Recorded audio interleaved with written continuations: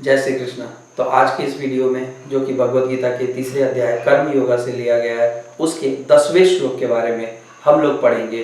तो भगवान जो हमें कर्तव्य का पालन करने की सलाह दे रहे थे, उसी कर्तव्य के पालन में इस श्लोक को उसी का बस थोड़ा सा और आगे बढ़ाया गया है। तो श्लोक इस प्रकार है।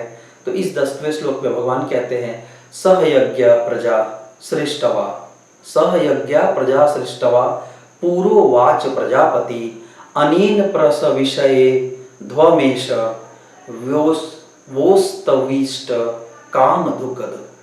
इसमें भगवान क्या बोलते हैं कि प्रजापति, यहाँ जो प्रजापति शब्द का प्रयोग हुआ है वो ब्रह्मा जी के लिए हुआ है। क्यों? क्योंकि ब्रह्मा जी ने ही इस पूरी प्रजा, इस सृष्टि का निर्माण किया है। इसीलिए भगवान ये कहते हैं कि जो ब्रह्मा जी हैं वो ही हमारे प्रजापति हैं, उन्होंने ही प्रजा का निर्माण किया है। अब जब ब्रह्मा जी ने इस चीज़ का निर्माण किया, तो जिस बंदे ने, जिस व्यक्ति ने, जिस पुरुष ने ये किया, कोई भी चीज़ को जब आप जन्म देते हैं तो आपका कर्तव्य है कि आप उसकी रक्षा करें। तो ये ब्रह्मा जी का कर्तव्य है कि वो इस सृष्टि की लालन पालन सही तरीके से हो रहा है कि नहीं, उसे देखें और उसकी रक्षा करें, क्योंकि जो उत्पन्न करता है उसे ही रक्षा करने का कर्तव्य मिलता है।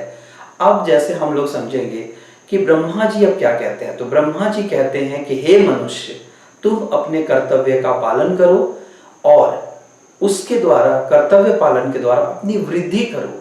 और जैसे ही तुम अपने कर्तव्य पालन करोगे, तुम्हें वृद्धि से संबंधित कोई भी सामग्री अगर चाहिए होगी तो वो तुम्हें आसानी से मैं प्रदान करवाऊंगा और मैं तुम्हारी हमेशा से मदद करूंगा, अगर तुम कर्तव्यों का पालन करते हुए, सत असत को देखते हुए, जो ब्रह्मा जी ने मनुष्य के अंदर ही जो विवेक प्रदान किया है, जो और पशु पक्षियों को नहीं दिया है, उसको ध्यान में रखते हुए जब आप इस बात को देखेंगे कि ब्रह्मा जी ने विवेक क्यों दिया, विवेक इसलिए दिया कि हम सत असत, निष्काम भाव, सकाम कर्म, निष्काम कर्म, इन सब चीज़ों को हम हमेशा से डिफ्रेंशिएट और अंतर कर पाएँ और अच्छे से कर्तव्य का पालन करें। अब जैसे उदाहरण के तौर पे लीजिए कि माता पिता का पालन, माता पिता की सेवा करना, ये पुत्र का कर्तव्य है और उनका अधिकार है कि पुत्र उनका सेवा करे। तो जो दूसरों के लिए अधिकार होता है वही हमारा कर्तव्य होता है। ये बात हमारे इस श्लोक में बताई गई है।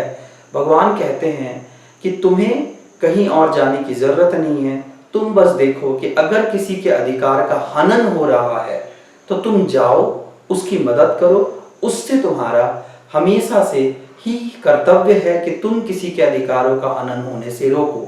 तो इस श्लोक में इतना ही। और भगवान यज्ञ, यज्ञ शब्द से यहाँ यज्ञ का मतलब सिर्फ यज्ञ करना नहीं, यज्ञ का मतलब है यज्ञ, तप, उपासना और हमारे शारीरिक और हमारे मानसिक वृद्धि के लिए किए जाने वाले सारे कर्म को, जो सकाम कर्म हम लोग करना चाहते हैं, जो सकाम कर्म ना होके निष्काम भाव से कर्म करे, उसे ही भगवान यहाँ पे कहते हैं कि निष्काम भाव से किया जाने वाला सारा कर्म यज्ञ है।